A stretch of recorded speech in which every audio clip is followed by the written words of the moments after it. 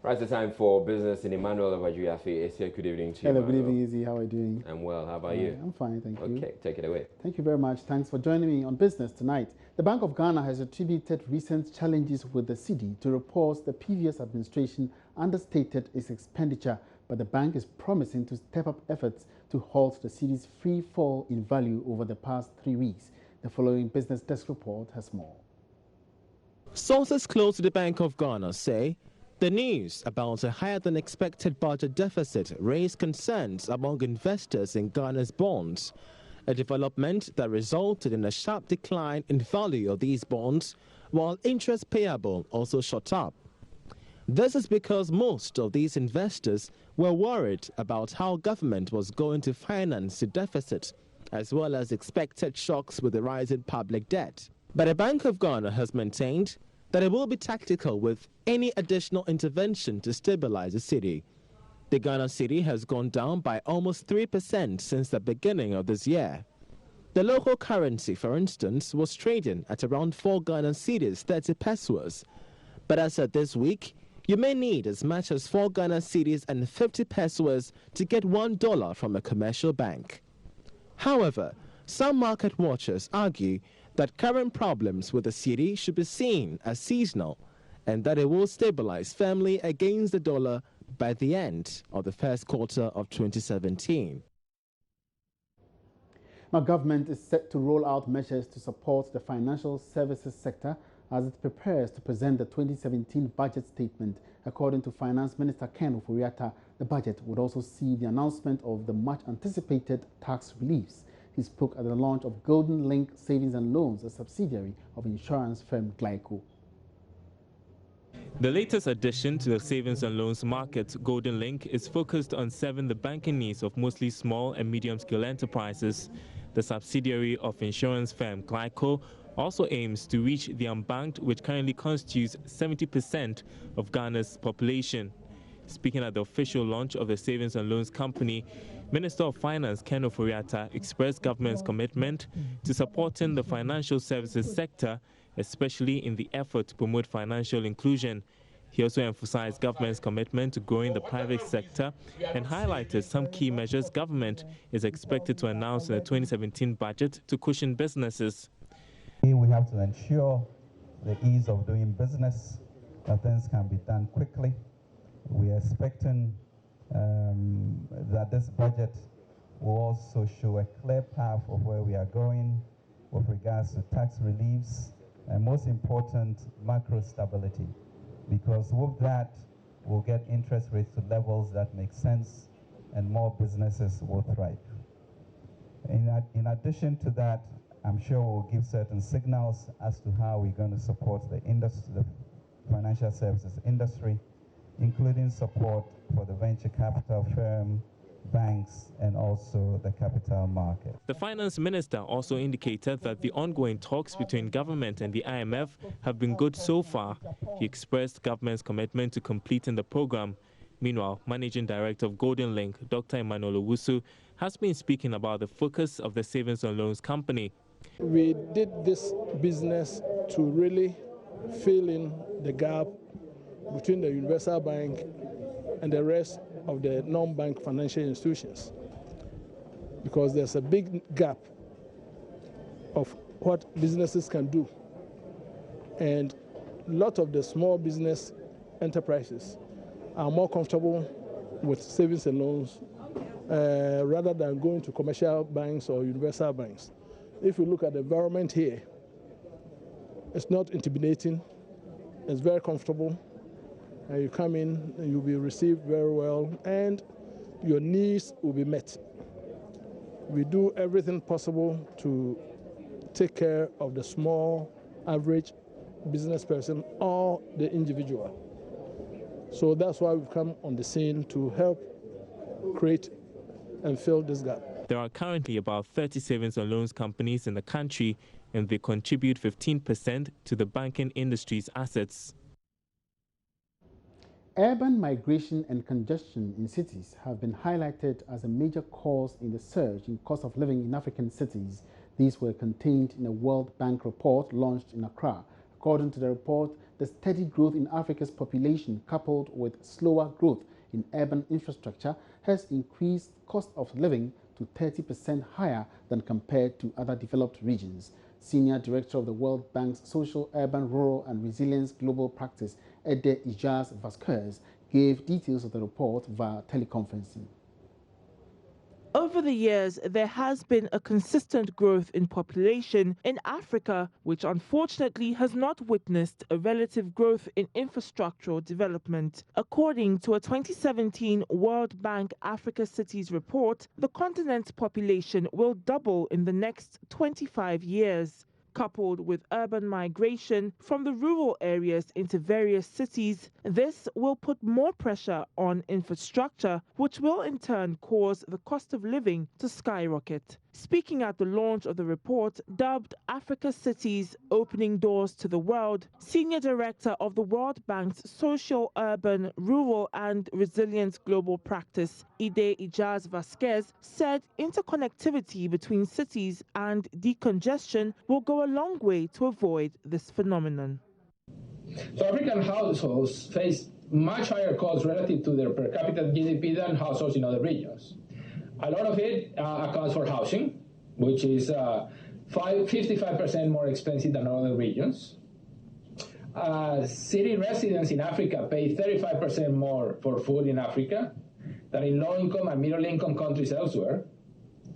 And the urban workers in Africa have either high commuting costs, or basically they cannot commute by vehicle, and therefore they just use the informal minibus system or they just walk, limiting their opportunities to reach the high-paying jobs. So this challenge also can be turned into opportunities. So we know that African cities are suffering due to their crowded, disconnected, and costly development trajectory. Right?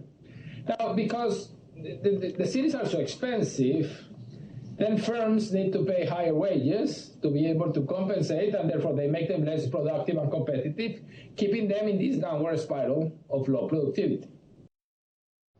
Now to some business-related stories in today's vetting. The Minister Designate for Fisheries and Aquaculture, Elizabeth Afole-Kwe, says the powers of the Fisheries Commission will be extended to fisherfolks as part of efforts to avert the exploitation of premixed fuel in the sector.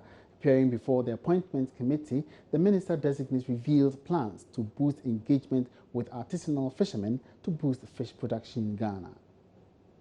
The premixed fuel is the procurement and distribution of premixed fuel is fraught with a lot of problems. Chief amongst these problems are the diversion of the premixed fuel. There's also the adulteration of the product. What I intend to do is to ensure that our laws are enforced. Our laws in the procurement and distribution of this premixed fuel are enforced. We intend to do a lot of stakeholder consultations. We intend to devolve a lot of the powers of the Fisheries Commission into the hands of the fisherfolk.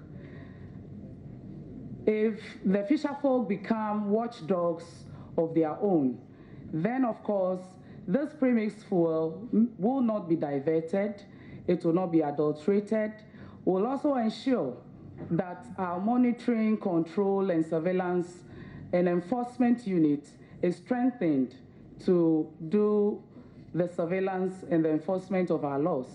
So we would employ a lot of people. We will employ people who would go around our regional, the regions. We will allocate, regions to certain coordinators, people who are going to ensure that when the premixed fuel is procured and is being designated for a particular landing beach, that premixed fuel, gets to its destination, and then we get the feedback from the coordinator or the representative there that we have put there. We ensure that the premixed fuel gets to its destination, and then we get a feedback that it has actually got to where we intended for it to be. The minister-designate also revealed her outfit will extend the closing season for artisanal farmers in order to make effective measures to replenish Ghana's dwindling fish stock.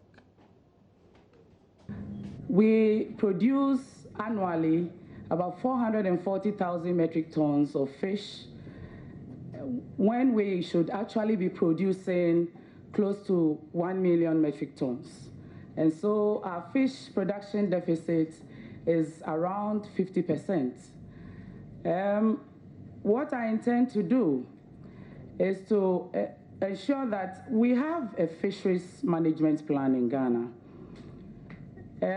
The fisheries management plan is made up of certain guidelines that should guide us as to how to improve upon our fish production. We can, to ensure that we increase our fish production, we can reduce the fishing efforts, our marine fishing efforts, and then our inland fishing efforts in the capture fisheries. We have started already with the industrial fishers. They have already observed, in January they observed their close season.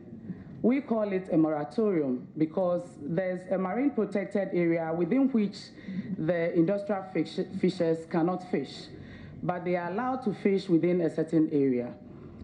And then for the semi-industrial fishers, at the moment they are observing a 2-month close season, which was started on the 3rd of February and will end on the 31st of March. We also intend to rope in the artisanal fishers in the close season.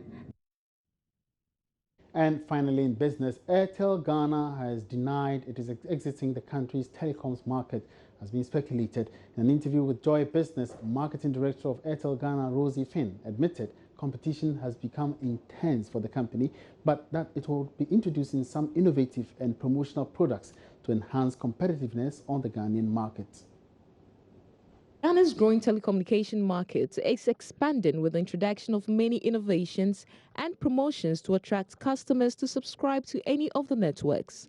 In recent times, there have been media reports that Airtel is set to exit some markets in Africa, including Ghana. Marketing Director Rosie Finn has, however, downplayed such comments. In an interview with Joy Business at the sidelines of the launch of Airtel Womrenia promotion, Rosie Finn admitted the severe challenges posed by competition and added the company is coming up with many innovative programs to enable its continuous stay in the market. Do we look like a company that's moving out of Ghana? Those are unfounded rumors that have been going on. When I wake up every day, I treat this business as one that's going to be here for a long time. The competition will continue to be tough. I mean, Ghana is one of the most competitive telecoms markets anywhere in the world, not just in Africa. We have some of the major players in this market who are all very aggressive and are all looking for subscriber wallet share. And that won't change. All the competition are still going to be pushing very hard, just like we are. So all we have to do is just to be faster and smarter and make sure that we're able to be a step ahead of our competition. And that's what we plan on doing. Our Flex offer that we have running currently. Flex is something that is completely different from anything anybody else has on the market. And one unique thing about Flex is that every time you buy a Flex bundle, you get some of that money back into your Airtel Money wallet.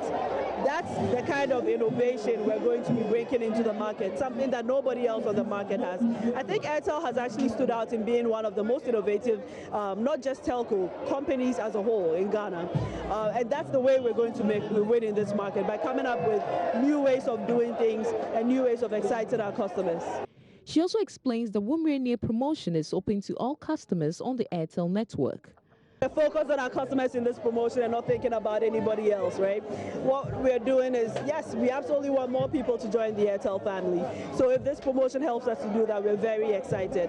And if you're a new customer and you come onto the network, you can instantly join the promotion. if you're an existing customer, you're already able to partake and win any of these exciting prizes. So yes, it's open to both.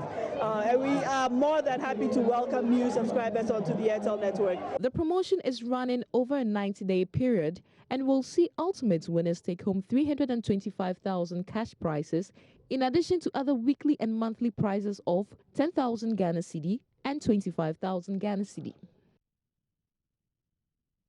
And that's all in business for tonight. Many thanks for your company. My name is Emmanuel Boajiriave, and